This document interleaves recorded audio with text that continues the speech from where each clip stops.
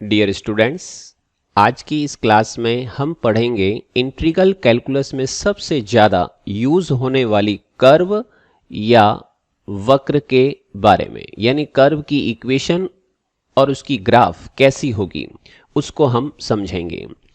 इसके लिए सबसे पहले हम समझते हैं कार्तीय वक्र। जिस वक्र की समीकरण में x और y चर विद्यमान हो वो समीकरण कार्तीय वक्र की समीकरण कहलाएगी। यानी जिस इक्वेशन में x और y वेरिएबल कंटेन कर रहे हो वो इक्वेशन कार्टेशियन कर्व की इक्वेशन कहलाएगी।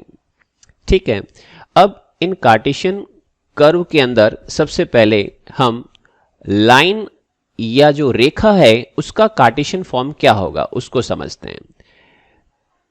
तो ax plus B Y equal to C का जो भी फॉर्मेट होगा ये किसको रिप्रेजेंट करेगी? आपकी रेखा को या फिर लाइन को, जिसमें abc क्या होंगे? कांस्टेंट। abc कांस्टेंट होंगे।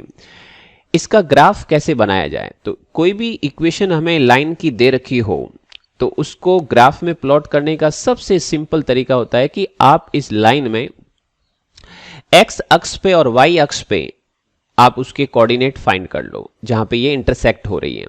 तो x अक्ष पे पॉइंट कैसे निकलेगा? y कोऑर्डिनेट को जीरो करके, y को जीरो कर दीजिए तो x मिल जाएगा, x इक्वल्स टू 3।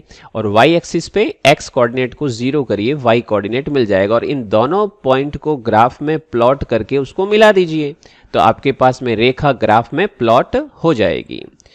नेक्स्ट, अब यहां समझते हैं कि इक्वेशन ऑफ x एक्सिस क्या होती है, यानी कि x अक्ष की समीकरण क्या होती है? y equals to 0। Equation of y axis क्या होती है? x equals to 0। इसी तरह equation of line parallel to x axis, x अक्ष के समानांतर कोई भी रेखा की समीकरण जो होगी वो हमेशा y equal to plus minus a के फॉर्मेट में आएगी। यानी y equal to plus minus 5, y equal to plus minus 6। तो उसको ग्राफ में कैसे लिखना है? अगर y इक्वल टू a है तो आपको x एक्सिस के ऊपर a डिस्टेंस पे जाके हमें एक लाइन को ड्रॉ करना है जो x एक्सिस के पैरेलल होगी। नेगेटिव है तो नीचे आपको ड्रॉ करनी है जो x एक्सिस के पैरेलल होगी और a डिस्टेंस पर होगी। ऐसे ही equation of line parallel to y axis का जो फॉर्मेट होगा वो होगा x equals to plus minus a। और इसको कैसे ग्राफ में प्लॉट करोगे?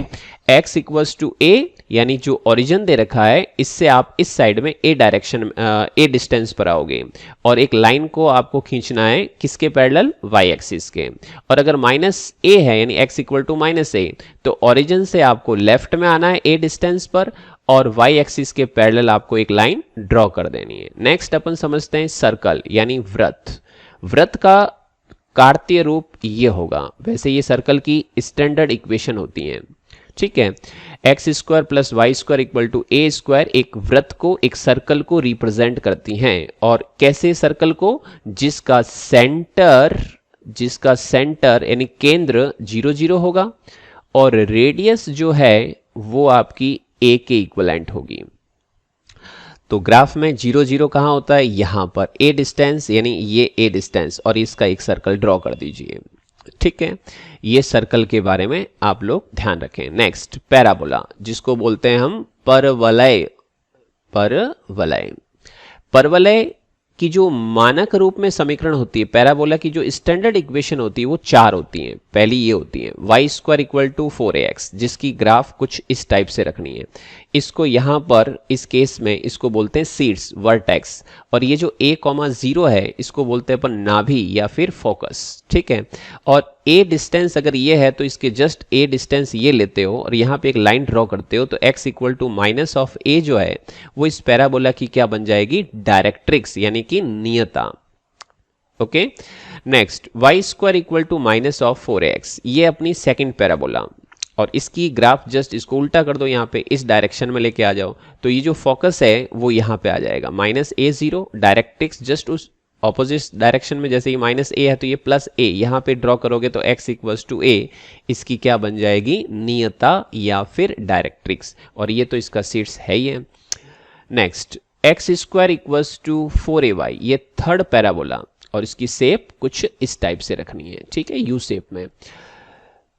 और इसकी जो नाभि होगी वो होगी 0a तो डायरेक्ट्रिक्स क्या हो जाएगी, जस्ट इसके ऑपोजिट, इधर प्लस है तो इधर वापस माइनस ए लेंगे और पैरेलल एक लाइन ड्रॉ कर दो एक्स एक्स के, तो y equals to minus a, ये इसकी directrix. X square equal to minus 4ay, just इसको नीचे लेके आ जाइए, ये वाली, ये जो शेप बनी है ये पैराबोला हो गई इस टाइप की, और इसकी जो फोकस 0 माइनस ए और directrix y equals to a. Next ellipse, या फिर जिसको बोलते हैं दीर्घवृत्त। दीर्घवृत्त की स्टैंडर्ड फॉर्म कार्तीय रूप में ये होती है x square upon a square plus y square upon b square equals to 1। अब इसमें भी दो ग्राफ बनते हैं, ये वाला या फिर ये वाला, तो ये डिपेंड करेगा ए और बी पर कि ए बड़ा है या छोटा है। अगर ए बड़ा होता है बी से तो ग्राफ बनाएंगे इस टाइप का, और छोटा है तो इस टाइप का। और क्या ध्यान रखना है इसमें, ये जो डिस्टेंस है इसको अपन यहां पर दीर्घ अक्ष की लंबाई बोलते हैं, दीर्घ अक्ष की लंबाई, लेंथ ऑफ मेजर एक्सिस। और ये जो छोटी सी लंबाई दे रखी है 2b के इक्विवेलेंट, इसको अपन बोलते हैं लघु अक्ष की लंबाई, यानी कि लेंथ ऑफ माइनर एक्सिस। अब जब ग्राफ ये बनेगा इस केस में, तो ये वाली जो आपके पास में ग्राफ आ रही है तो इसको बोलते हैं यहां पर मेजर एक्सिस की लेंथ, और ये हो जाएगी माइनर एक्सिस की लेंथ। दीर्घ अक्ष की लंबाई 2b और लघु अक्ष की लंबाई 2a के इक्विवेलेंट, और ये इसका सेंटर होता है इलिप्स का 0 0, ये इसका क्या होता है सेंटर। चलिए नेक्स्ट इंफॉर्मेशन लेते हैं अपन यहां पर पोलर कर्व के बारे में। पोलर कर्व यानी कि ध्रुवीय वक्र, वक्र की एक ऐसी समीकरण, कर्व की एक ऐसी इक्वेशन जिसमें r और थीटा कंटेन हो, यानी r और थीटा विद्यमान हो, उसको अपन क्या बोलेंगे, ध्रुवीय वक्र की समीकरण, पोलर कर्व की इक्वेशन। इनमें सर्कल को समझते हैं, सर्कल की पोलर कर्व कैसी होगी। तो देखिए वृत्त या सर्कल जो है, अगर आपके पास में r equals to a cos theta मिले, जैसे कहीं पर भी अपन को इक्वेशन मिलती है r equal to a cos theta, तो हम समझ जाएंगे कि ये वृत्त की समीकरण है, ये सर्कल की इक्वेशन है, और किस फॉर्म में, पोलर फॉर्म में, क्योंकि r और थीटा है इसमें। ठीक है, अब इसका ग्राफ कैसा होगा, तो ग्राफ बनाने के लिए सिंपल सी आप जो है थीटा की कुछ वैल्यूज आप इसमें रखते जाओगे तो आपको पता लग जाएगा। इसमें 0 रखा, 45 डिग्री रखा, 90 डिग्री रखा, तो ग्राफ बढ़ रहा है घट रहा है, कहाँ 0 हो रहा है। तो जैसे ही हमने थीटा 0 रखा तो r इक्वल्स टू क्या आ गया, a आ गया ये। फिर 45 रखेंगे तो कुछ इसकी वैल्यू आएगी, मतलब a तो नहीं आएगी, a से कुछ कम आएगी, क्योंकि 1/√2 हो जाएगा। तो ऐसे ऐसे में वैल्यू इसकी घटती जाएगी, कम होती जाएगी। जैसे ही 90 रखोगे तो ये आपके पास यहाँ 0 हो जाएगा। ठीक है, अब सर्कल है तो आधा शेप बना है तो पूरा ही शेप बनाओ इसको। ऐसे ही आप लोग r equal to a sine theta मिले, r equal to a sine theta, चाहे a cos थीटा या फिर a साइन थीटा, तो ये वृत्त ही होंगे, सर्कल ही होंगे। अब इसकी शेप कैसे बनेगी, 0 रखा तो 0 हो गया, 45 पे बढ़ा, 90 पे तो ये क्या हो जाएगा, मैक्सिमम हो जाएगा। तो यहाँ से घूमते हुए यहाँ तक आगे सर्कल बना दो पूरा इसको। ऐसे ही r इक्वल्स टू a, ये सर्कल की इक्वेशन जो है इस टाइप से दे रखी जिसमें साइन और कॉस नहीं आ रहे, only for r equals to a आ रहा है। तो ये एक ऐसा सर्कल होगा जिसका सेंटर जो है वो 0 0, रेडियस जो है वो आपकी a हो जाएगी, तो सेंटर 0 और ये आपकी रेडियस, तो इसका सर्कल ड्रॉ कर दीजिए। तो ये इंफॉर्मेशन हो गई आपके पास वृत्त की या फिर सर्कल के बारे में। जनरली इंटीग्रल कैलकुलस में जो क्वेश्चन होते हैं वो इस टाइप के सर्कल में ही आपको मिलेंगे। नेक्स्ट पढ़ते हैं अपन यहां पर कार्डियोइड। कार्डियोइड नाम से ही पता चल रहा है, ये इसका जो शेप होगा वो दिल के आकार का होगा, हार्ट के जैसा। ये कार्डियोइड 4 टाइप के होते हैं। First, r equals to a 1 plus cos theta अगर मिले, ऐसी इक्वेशन मिले, तो इसका जो शेप होगा वो इस तरह का होगा, जिसमें यहाँ थीटा इक्वल टू 0 पे मैक्सिमम वैल्यू होगी r की, और थीटा इक्वल टू पाई पे ये क्या हो जाएगा, 0। और जो आधा शेप बना है तो आधा अपन यहाँ बना देंगे, क्योंकि जानते हैं कि ये शेप कार्डियोइड का है। Next, r equals to a bracket 1 minus cos theta, तो इसकी जो शेप होती है वो ऐसी बनेगी, जस्ट इसका उल्टा। ठीक है ना, जस्ट इसका उल्टा, थीटा 0 पे r 0 और थीटा पाई पे आर की मैक्सिमम वैल्यू ए के इक्वलेंट आ जाएगी आपके 2a के इक्वलेंट, क्योंकि cos 180 डिग्री पे माइनस माइनस प्लस 2a, और यहाँ पे r इक्वल्स टू जब थीटा इज इक्वल टू 0 रखोगे तो ये वैल्यू कितनी हो जाएगी मैक्सिमम 2a, ये 2a के equivalent. Next r equals to a bracket 1 plus sine theta, ये शेप या इसका जो ग्राफ होगा वो कुछ इस टाइप से होगा। थीटा इक्वल टू आपके पास में 90 डिग्री पे सबसे ज़्यादा होगा और 270 यानी 3π/2 के ऊपर ये जीरो होने से आपके पास में माइनस होने से 1 - 1 ये जीरो हो जाएगा, तो r इक्वल टू 0 मिल जाएगा।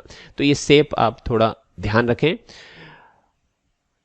r equals to a bracket 1 minus sine theta, ये कार्डियोइड की फोर्थ फॉर्म है, जो कि आपके पास में जस्ट इसका उल्टा हो जाएगा।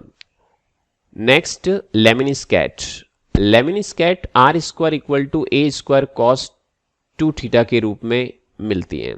अगर ऐसी फॉर्म बनती है, ऐसी इक्वेशन आती है, तो ये लेमिनिस्कैट कहलाएगी, और इसकी जो ग्राफ है वो संख्या में जो 8 होता है 8 होता है उस टाइप में आपको मिलेगी।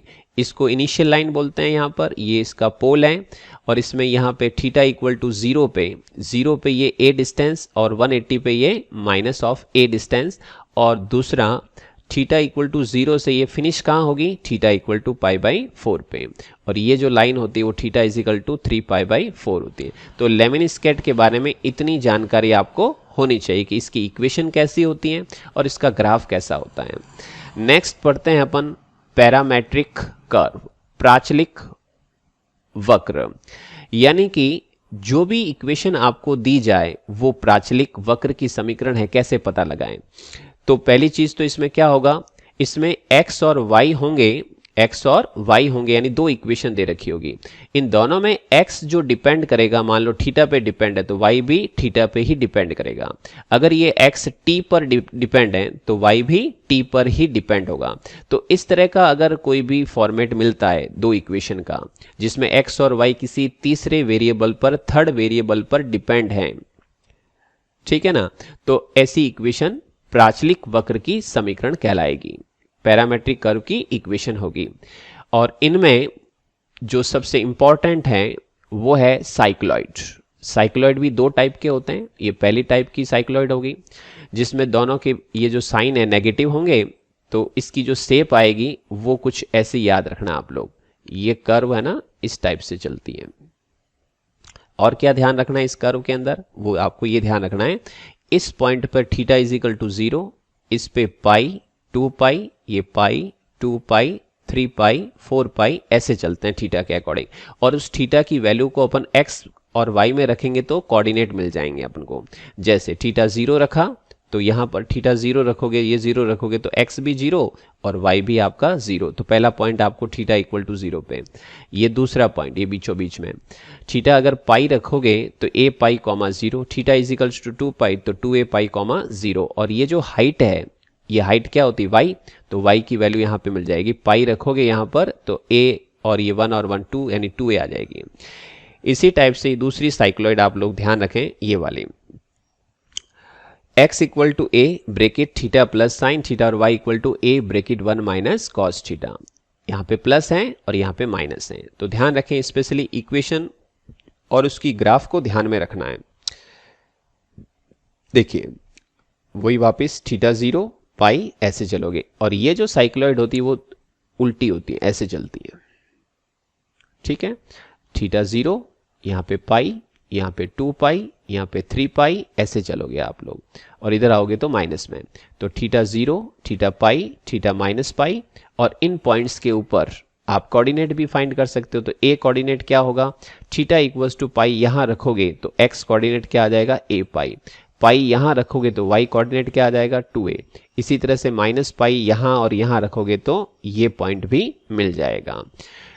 तो हमने दो साइक्लॉइड के बारे में समझा कि उनकी इक्वेशन कैसी होती है और उनकी ग्राफ कैसी होती है। नेक्स्ट हम पढ़ते हैं एस्ट्रॉइड के बारे में। एस्ट्रॉइड हिंदी और इंग्लिश दोनों में ही सेम नाम रहेगा, और इसकी जो प्राचलिक रूप में जो समीकरण है वो ये होगी और उसका कार्तीय रूप उसका ये होगा। x equal to A cos cube T और y equal to A sine cube T. कार्तिरूप x की पावर 2/3 y की पावर 2/3 इक्वल टू a की पावर 2/3। इसका जो शेप होगा वो कुछ ऐसा होगा, यहां पर जैसे ये चल रही है वैसे ही ये है और वैसे ही ये है और इसी टाइप से आपके ये चारों शेप जो है सेम रहेगी। ठीक है, यहां पर t इजिकल्स टू 0 होगा और यहाँ t इजिकल्स टू π/2 और यहाँ पर t इजिकल्स टू पाई, और ये जो डिस्टेंस होगी यहां से यहां तक की वो a होगी। ये चारों साइड में आपकी डिस्टेंस a रहेगी। ठीक है, इतनी जानकारी आपको इस ग्राफ के बारे में और इक्वेशन के बारे में होनी चाहिए कि जब भी हमें इस टाइप की इक्वेशन मिलेगी तो हम कहेंगे ये एस्ट्रॉयड की इक्वेशन है।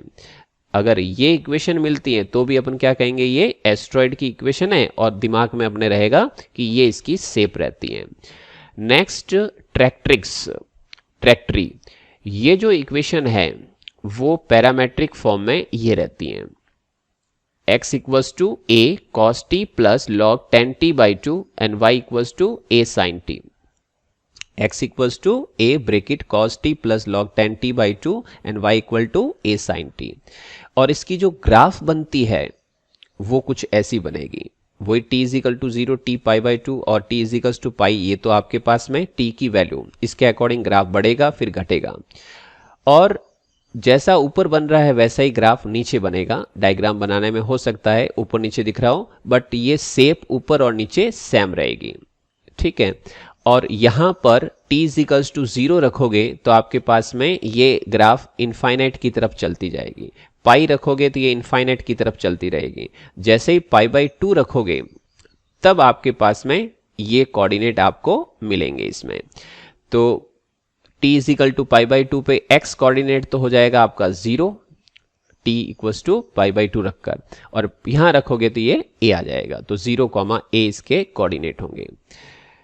आज की इस क्लास में हमने डिफरेंट टाइप की कर्व्स और उनकी ग्राफ के बारे में समझा, जिसका यूज़ हम इंटीग्रल कैलकुलस की न्यूमेरिकल प्रॉब्लम्स में करेंगे। Thank you for watching my this video.